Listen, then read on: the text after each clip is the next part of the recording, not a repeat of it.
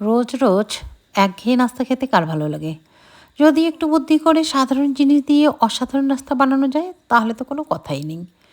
আজ আমি বানাবো একদম সুজির পুরে ভরা দারুণ একটি নাস্তা, যেটা দেখলে বলবেন আগে কেন জানতাম না। এখানে একটা বড় বোল নিয়ে নিলাম। এখানে 1 চা চামচ দিয়ে দিলাম ইস্ট। এটা ড্রাই ইস্ট। কুসুম গরম জল দিয়ে দিলাম চায়ের কাপের হাফ কাপ। একটু নেড়ে চেড়ে নেব, এতে করে ইস্টটা অ্যাক্টিভ হবে। দিয়ে দিচ্ছি ওই চামচের 3 চামচ চিনি। চিনি একটু বাড়িয়ে বা কমিয়েও দিতে পারেন, যদি ভালো না লাগে একটু কমিয়ে দেবেন, তবে হালকা একটু মিষ্টি থাকলে ভালো লাগে। চিনিটাকে একটু গুলিয়ে নিলাম। এরপর এখানে মেজারিং কাপ দিয়ে আমি দিয়ে দিচ্ছি 2 কাপ ময়দা। এটা কিন্তু আটা দিয়েও করতে পারেন, আমি ময়দা দিয়ে করছি। এবার ভালো করে মেখে নিতে হবে। এখানে আমি একটু লবণ দিয়েছি, লবণটা স্কিপ হয়ে গেছে।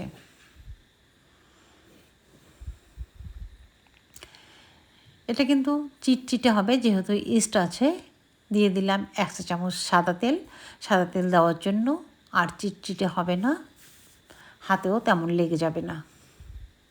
এবার ভালো করে মেখে আমি অন্য একটা বাটিতে করে ঢেকে রেখে দেব।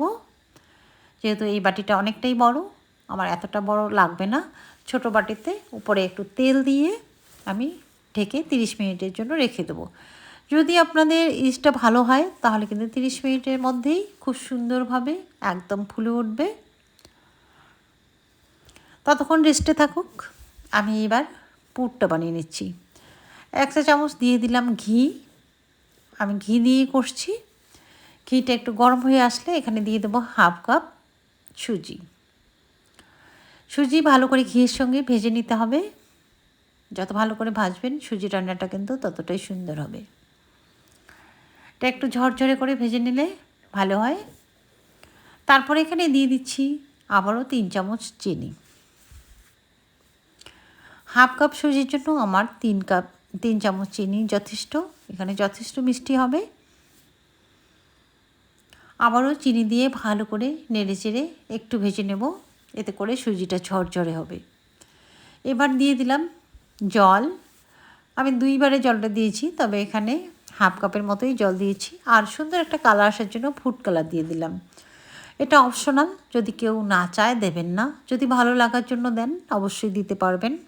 যেহেতু ফুড কালার এটা খাওয়ার জিনিসের সঙ্গেই ব্যবহার করা হয়। সুজিটাকে নেড়ে চেড়ে কষিয়ে নিতে হবে একদম ঝরঝরে হওয়া পর্যন্ত। খুব একটা যে ঝরঝরে করবেন তা নয়, একটু ময়েশ্চার থাকবে এমন অবস্থায় নামিয়ে রাখতে হবে। সুজিটা আমার মোটামুটি হয়ে গেছে, প্যানে আর লাগছে না। দেখে বুঝতে পারছেন সুজিটা পারফেক্টভাবে এভাবে হয়ে যাবে যখন, তখন আর প্যানে লাগবে না। এবার নামিয়ে একটা সাইডে রেখে দেবো ঠান্ডা হওয়ার জন্য। এবার 30 মিনিট পর চলে আসলাম। ইস্টটা কিন্তু আমার সুন্দরভাবে অ্যাক্টিভ হয়ে গেছে। ভিতরে যে বাতাসটা আছে সেটা বের করে দিচ্ছি।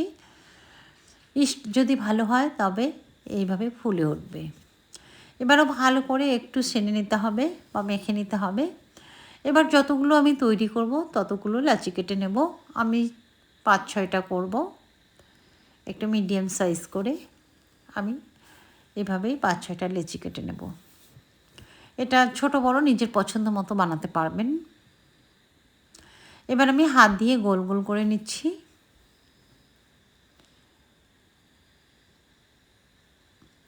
প্রত্যেকটাই এভাবে করে নিতে হবে।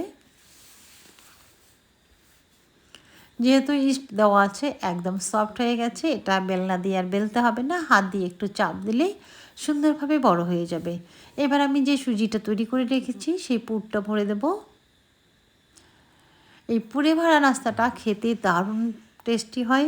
একবার হলে বাড়িতে ট্রাই করবেন, দেখবেন বাচ্চা থেকে বড় সবাই খুব পছন্দ করবে। এরকম নতুন একটা নাস্তা যদি সকালে কেউ পায় তাহলে তো খুশির আর শেষ থাকবে না। এটা খেতে কিন্তু দারুণ হয়। ট্রাই করে দেখবেন, ভালো লাগলে বন্ধু আত্মীয়ের মধ্যে শেয়ার করে দেবেন। আর চ্যানেলে নতুন হলে একটা সাবস্ক্রাইব করার অনুরোধ থাকলেও সাবস্ক্রাইব করে পাশে থাকা বেল নোটিফিকেশনটি অল করে রাখবেন, যাতে করে আমি ভিডিও আপলোড করলে সর্বপ্রথম আপনাদের কাছে পৌঁছে যায়।